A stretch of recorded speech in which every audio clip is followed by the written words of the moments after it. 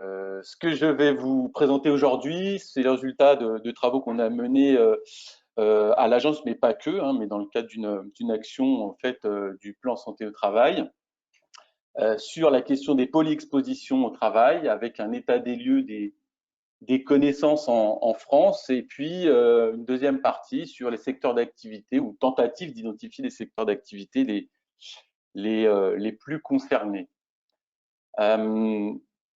Alors, comme vous le savez, on parle de polyexposition quand un travailleur ou travailleuse, enfin des salariés sont exposés à de multiples agents ou de nuisances, hein, qu'ils soient chimiques, physiques, biologiques, qui soient liés à l'organisation du travail, par exemple au travail de nuit ou au travail posté, d'ordre psychosocial, hein, qui sont liés à des relations interpersonnelles, qui peuvent aller jusqu'à des violences, des agressions, pour les plus connus. Et donc, ces expositions qui interviennent pendant une durée déterminée ou tout au long de la carrière professionnelle. Et ces facteurs professionnels sont susceptibles d'induire des risques pour la santé. Ils sont aujourd'hui donc assez souvent étudiés de manière séparée les uns des autres, alors que les expositions à différents facteurs de risque sont souvent multiples.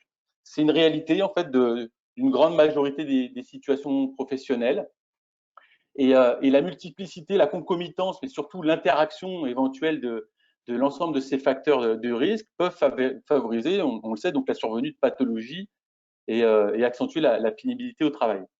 Alors, il y a plusieurs enjeux autour de ces questions, notamment des enjeux de connaissance des situations de polyexposition au travail. Alors, il y a d'ailleurs de nombreux travaux actuellement en cours au niveau français ou européen sur cette question-là. On pourra citer des initiatives européennes sur la biosurveillance, par exemple, comme HBM4EU. Et puis, il y a également un enjeu scientifique, hein, méthodologique, d'évaluation des risques pour la santé de ces expositions multiples, et puis, in fine, et également des enjeux, finalement, de prévention. Alors, est-ce que je peux passer la diapo suivante? Voilà. Alors, ce sujet de la polyexposition, c'est un sujet qui a été inscrit dans le cadre du plan santé au travail numéro 3, 2016-2020. Donc, le bilan de ce plan santé au travail est en cours de finalisation. Et cette question, elle a même fait l'objet d'une action spécifique de ce PST. C'est l'action 1.11, là vous l'avez sous les yeux, intitulée « Améliorer la prise en compte de la polyexposition et cibler certaines filières professionnelles particulièrement exposées aux risques cumulés ». Qui a mis l'accent sur cette question de la polyexposition dans le but, d'une part, de faciliter l'évaluation des risques par l'employeur, par le déploiement de méthodes de mesurage des expos cumulés, et puis surtout d'identifier des situations ou des filières particulières pour lesquelles les travailleurs sont exposés à de multiples risques et afin de mettre en place des actions d'information et d'accompagnement à leur attention. Alors, il y avait plusieurs secteurs qui avaient été identifiés dans le cadre de ce PST, initialement, comme le transport de marchandises par container, les égoutiers. Donc ça, c'est des travaux aussi qu'on avait fait dans le cadre, à l'ANSES sur la question de la surmortalité des égoutiers. On avait identifié un certain nombre d'expositions de cette catégorie de travailleurs particuliers, donc la filière des déchets, etc., etc.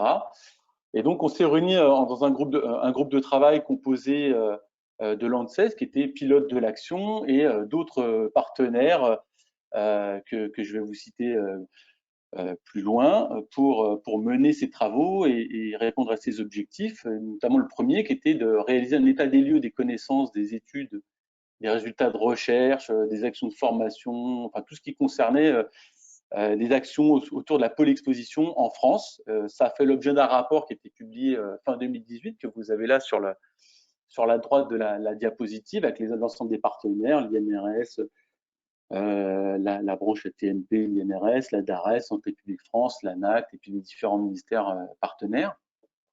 Et dans un deuxième temps, c'était fixé aussi l'objectif d'identifier des situations de travail ou des filières professionnelles particulièrement concernées donc, par la polyexposition en France, afin de mettre en place des actions d'information et d'accompagnement ciblé à des fins de prévention, comme c'était l'objectif de l'action du PST. Alors, ce premier livrable dont je vous ai parlé à l'instant, il a eu pour objectif de réaliser donc un document de référence qui recensait les principales études pratiques, outils et autres guides disponibles sur la question des polyexpositions, conduites par divers acteurs donc, institutionnels, laboratoires, services de santé au travail, groupements scientifiques, à une échelle nationale et puis internationale. Alors, les données qu'on a collectées et analysées, elles ont été publiées dans ce rapport, encore une fois, donc, qui est disponible sur le site internet de l'agence. Et puis cet état des lieux, il se voulait le plus complet possible, alors sans toutefois être exhaustif sur cette question. Son rôle principal, c'est de constituer un document de référence à un temps T, des principales actions et travaux en cours ou avancés sur cette question de la polyexposition. Les éléments qu'on a recueillis au niveau national, elles proviennent essentiellement de la contribution des partenaires de l'action, sur la gauche là, du diaporama, qui ont contribué eux-mêmes, qui nous ont fourni les éléments, l'ANAC, donc nous-mêmes, l'ANSES, la Caisse d'assurance maladie, l'INRS, la DARES, les différents ministères concernés qui avaient connaissance d'un certain nombre d'actions, et puis Santé publique France. Et puis de sollicitations ciblées auprès d'un certain nombre d'acteurs identifiés par les différents partenaires de l'action. Alors on trouvera l'INERIS, la MSA, le laboratoire d'ergonomie d'épidémiologie en santé-travail, par exemple, et puis d'autres partenaires ou d'institutions ou de laboratoires qui ont été identifiés, que vous avez là sur la droite. Également, on a voulu donc compléter cet état des lieux assez centré sur la France par une consultation d'acteurs internationaux, des agences ou des structures analogues à des instituts universitaires dans le domaine de la santé au travail, donc en Europe, essentiellement en Amérique du Nord et en Australie. On en a contacté donc 26 organismes internationaux, encore une fois, dans le domaine spécifique pour la plupart de la santé au travail, et qui ont été consultés donc en Amérique du Nord, en Australie, pardon, parce que j'ai reçu un message, mais c'était le précédent. En Australie et en Europe, et au final, on a obtenu sur la part de 10 organismes sur les 26 consultés une contribution à ce recueil d'informations pour lesquels ils nous ont communiqué des informations. Donc, on a différents organismes d'importance à un niveau européen ou international qui ont contribué à cet état des lieux, comme le BAWA en Allemagne, par exemple, ou NIOSH aux États-Unis. Donc, quand même des organismes majeurs en santé au travail. Et pour rappel, donc, on n'a fait aucune revue de la littérature, encore une fois, c'est simplement basé sur la base des contributions des différents organismes majeurs en santé-travail, à la fois en France et en Europe. Et donc, on pense qu'au moins au niveau national, on a un recensement qui est relativement complet de ce qui est produit en matière de recherche et d'études spécifiques sur les polyexpositions en santé-travail, notamment parce que, voilà, on avait autour de la table les institutions et les organismes en santé-travail qui sont autour de la table dans cette action 1.11 et qui sont les acteurs principaux en santé au travail en France, notamment. Alors, voilà. Moi, je ne vais pas vous présenter finalement le catalogue de ces différentes actions, études, outils ou guides identifiés sur la question de la polyexposition. Pour ça, je vous renvoie vers le rapport qu'on a publié. C'est pas forcément l'intérêt d'ailleurs de présenter ce type de travaux comme ça lors d'un colloque. Ce qu'il y a, c'est que nous, on pensait qu'il était intéressant de relever un certain nombre de points, notamment le fait qu'on a une majorité de travaux de recherche ou d'action qui s'intéressent avant tout et majoritairement à la question de la polyexposition pour les substances chimiques. À l'évidence, c'est le domaine le plus documenté et le plus avancé. Bon, pourtant, on sait que les connaissances sur les expositions et particulièrement les polyexpositions chimiques, les cocktails de substances qui concernent les travailleurs dans diverses filières professionnelles demeurent encore aujourd'hui insuffisantes, mais c'est le champ le plus investigué. Alors, il y a plusieurs raisons à ça, qui tiennent notamment au manque d'informations générales sur la composition des produits, la difficulté de caractériser les cocktails de substances, etc. etc. Concernant les autres initiatives qui sont relatives à la polyexposition à des nuisances de même nature, autres que par exemple les substances chimiques, on a par exemple les les agents ou les contraintes physiques, biologiques, on a finalement des données collectées qui reflètent un faible investissement sur ce sujet spécifique. On va constater également dans cette étude que les travaux sur les contraintes organisationnelles et psychosociales se développent de plus en plus. Ça, c'est un constat qu'on a fait, et je vous renvoie notamment au tableau récapitulatif de l'étude. Et de manière plus anecdotique, sur la droite du diaporama, là, quand on regarde les initiatives qui sont relatives à la polyexposition, des nuisances de nature différente, les études ou actions de prévention qui concernent ces polyexpositions, on a essentiellement en premier lieu des études qui concernent les interactions entre les substances chimiques et le bruit à travers des travaux de recherche, des outils d'évaluation par exemple, ou des référentiels.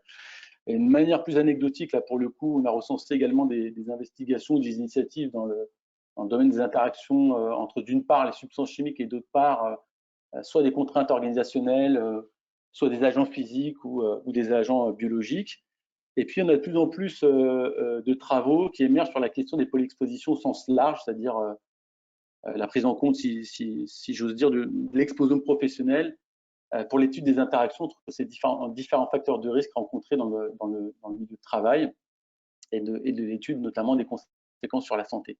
Donc, au final, l'intérêt de ces travaux, ce n'est pas forcément, comme je vous le disais, que je vous présente l'ensemble du catalogue, mais de signaler plutôt l'existence de ces travaux et de pouvoir s'y référer tant que c'est encore à jour et que c'est disponible, pour voir qui fait quoi aujourd'hui sur cette question des polyexpositions, et puis pouvoir se rapprocher éventuellement des équipes qui développent ces travaux, des travaux de recherche, encore une fois, des référentiels, des guides, des actions d'information.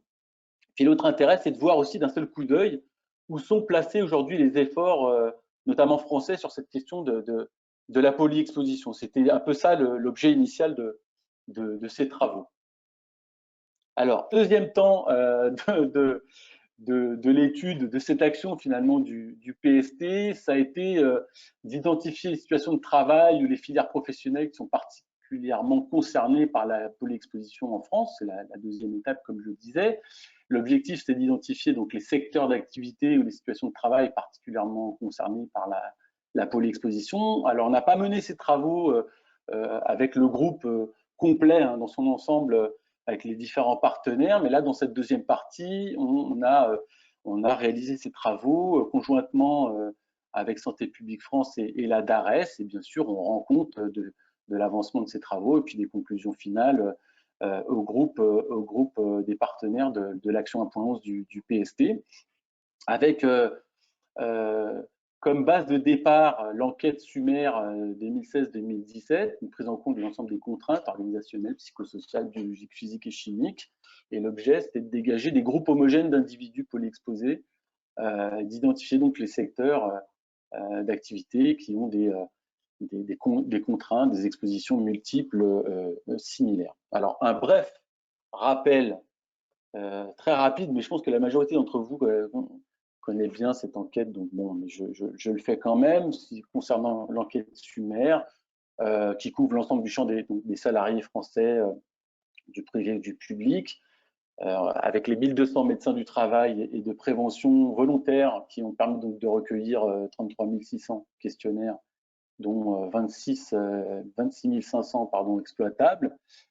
Une enquête qui a permis et qui permet de décrire aujourd'hui pour les 25 millions de salariés, ou d'agents publics, des secteurs publics et privés, donc y compris les 3 fonctions publiques, plus de 300 expositions ou situations de travail, et aussi les dispositifs de prévention qui sont mis en place dans les entreprises, et y compris aussi le ressenti des salariés et des agents publics vis-à-vis de leur travail. Le questionnaire principal qui est administré par le médecin du travail, le médecin de prévention lors de la visite, il vise donc à décrire l'ensemble des expositions qui sont liées au poste de travail, c'est-à-dire les contraintes organisationnelles, relationnelles, les ambiances, les contraintes physiques, les expositions à des agents biologiques et à des produits chimiques, à caractériser ces expositions, notamment en termes de durée et d'intensité, et in fine, à décrire les pratiques de prévention et de protection collective ou individuelle qui sont mises en place par les entreprises ou les administrations. Alors, l'auto-questionnaire qui est proposé avant la visite à tous les salariés qui sont tirés au sort, porte sur le ressenti du salarié. Il va aborder aussi la question des risques psychosociaux avec des questions qui sont tirées des questionnaires du Carasec et des CICRIST.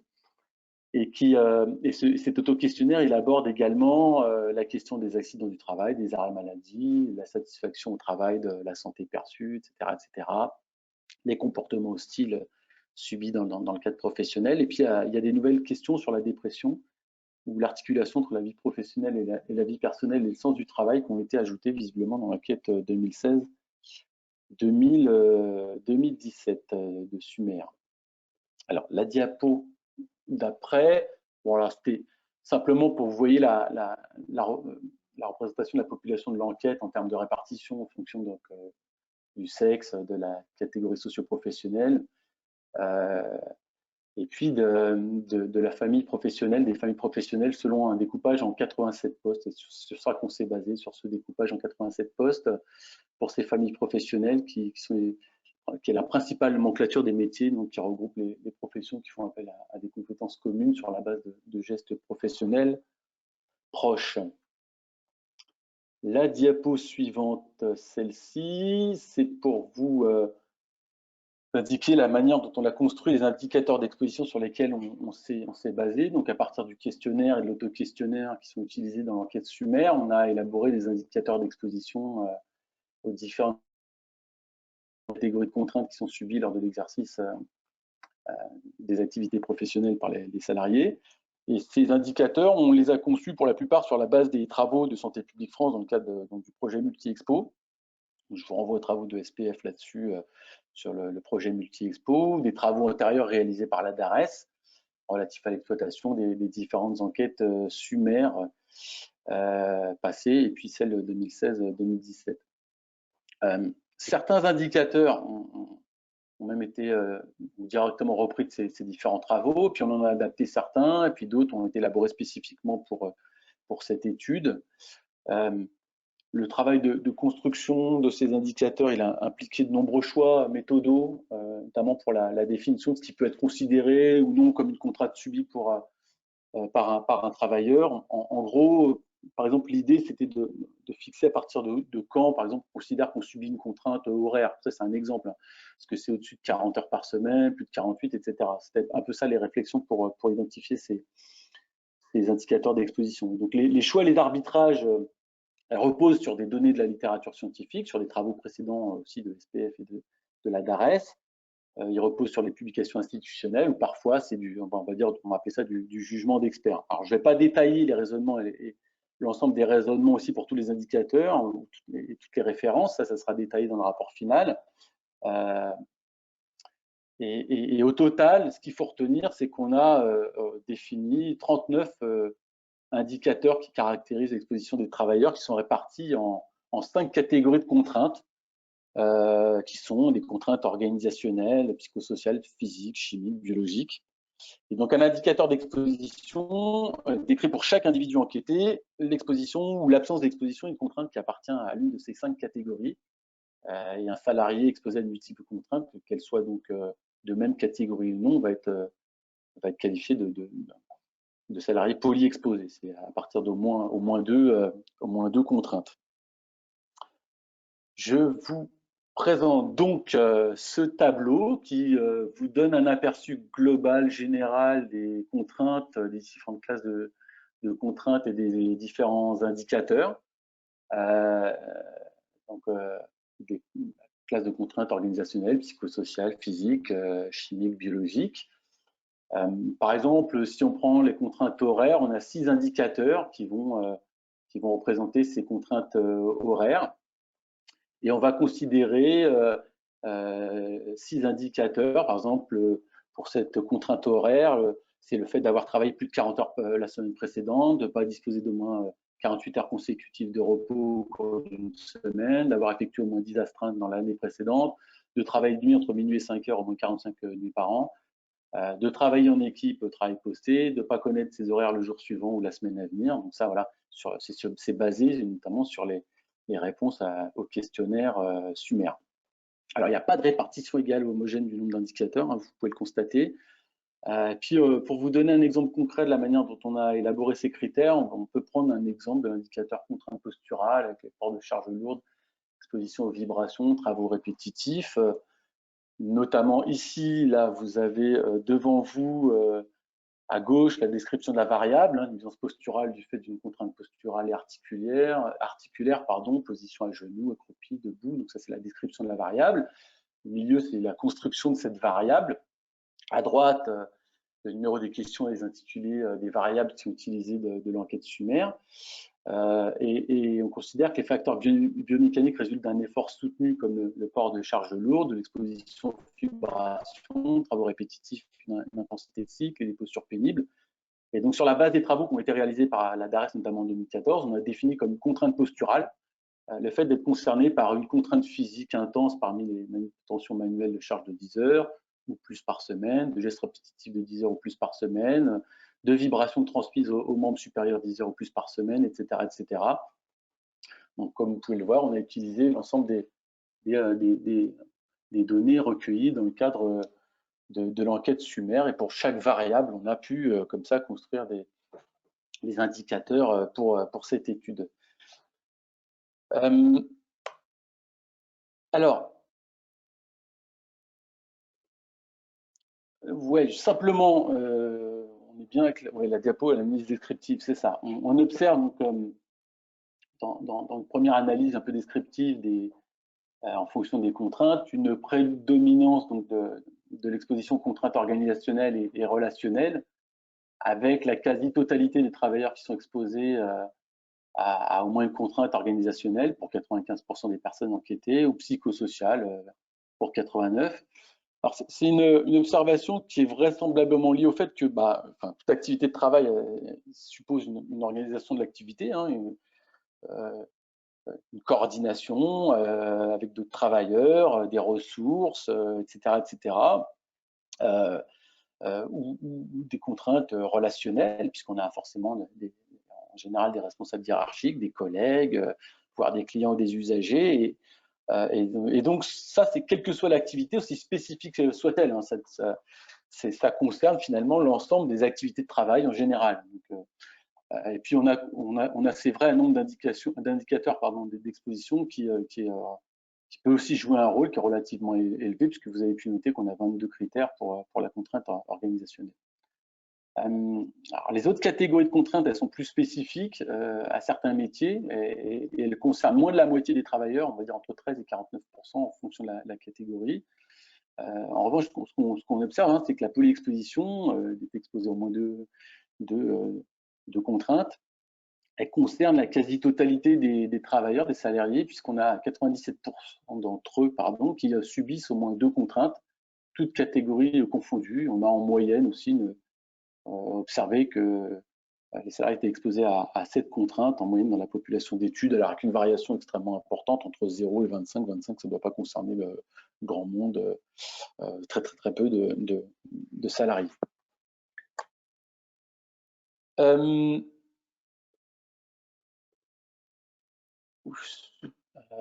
Et ça, identifier les profils. Pardon si vous voyez vous entendez des sons bizarres de ma part.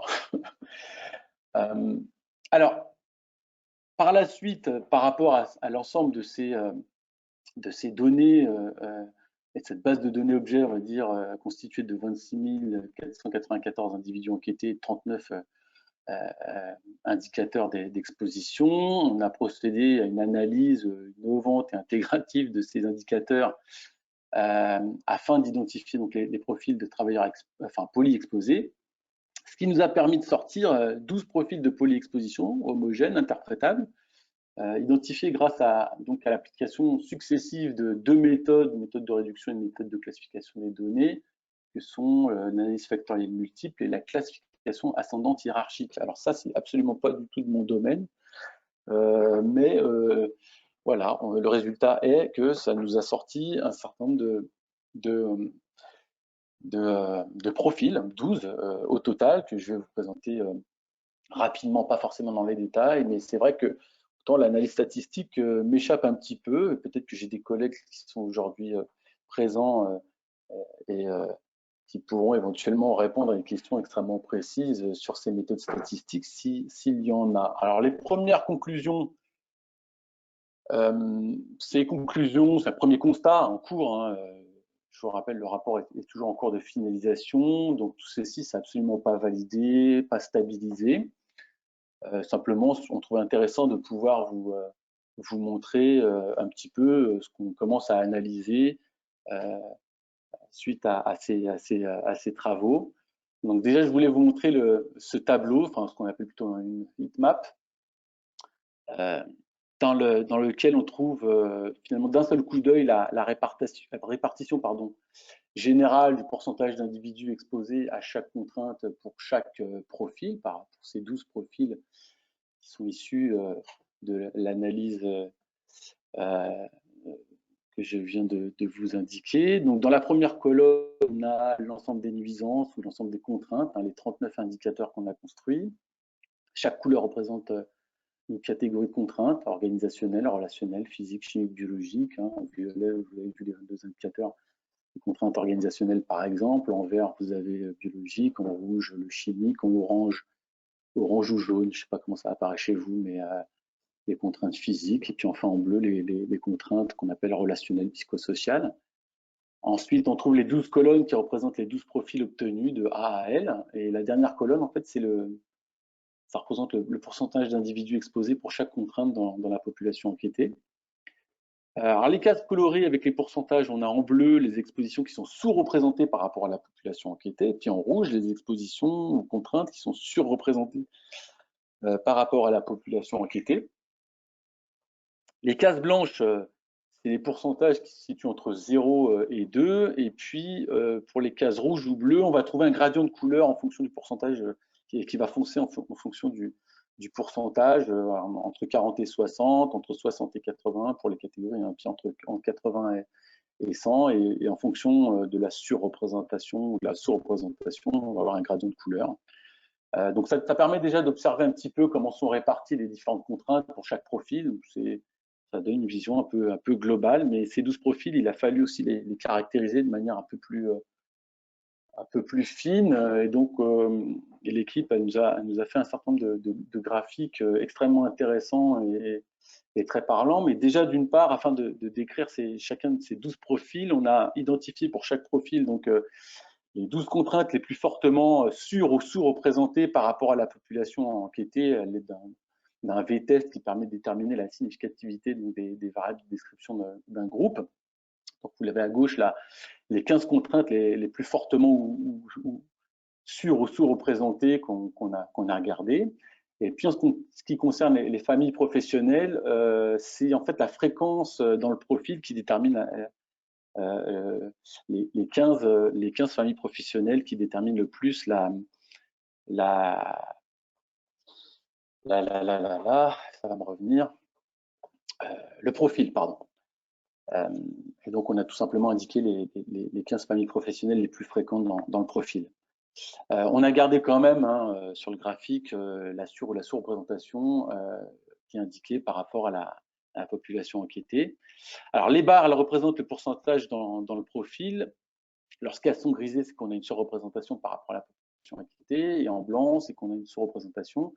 Et puis les points, ça représente les pourcentages dans la population enquêtée pour chaque contrainte. Donc là, je vous ai mis simplement pour vous montrer, pour illustrer le propos, un profil qui est sorti, c'est le profil J. Et quand on a fait tout ça pour chaque profil, on a sous les yeux, c'est pareil, un tableau qui permet aussi de voir assez rapidement l'ensemble de ces profils et leurs caractéristiques principales. Donc là, vous avez sous les yeux ce résumé de l'ensemble des caractéristiques de ces différents profils.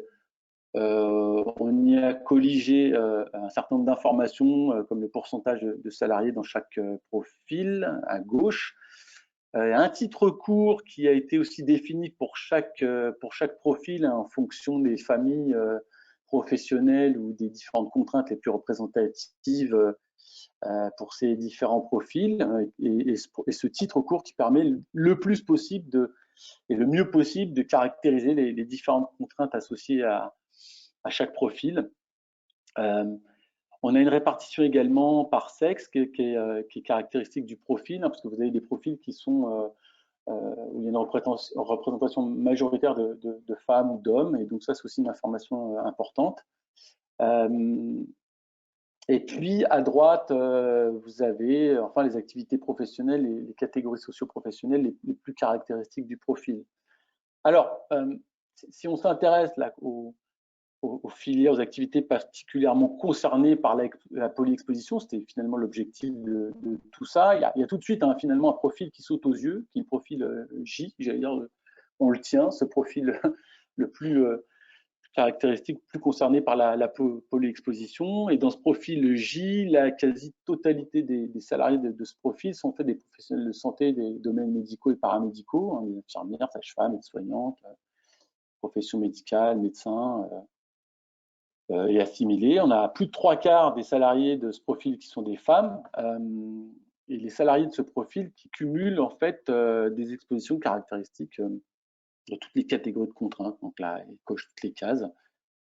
Et c'est en fait le seul profil parmi les 12 qui est dans ce cas-là, où il y a l'ensemble des contraintes qui sont cochées, si j'ose dire.